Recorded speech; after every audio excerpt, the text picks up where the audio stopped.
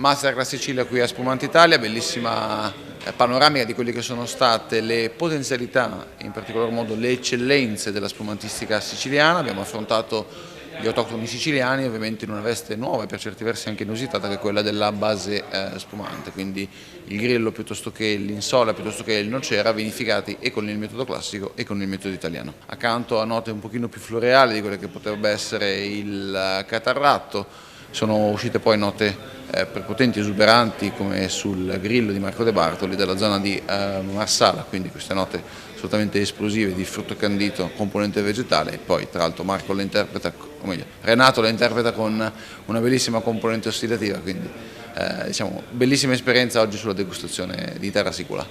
Sicilia ha un'importanza esattamente centrale qui a Spumante Italia, perché ovviamente in una kermesse come questa qui, accanto alle grandi zone da base spumante, alle grandi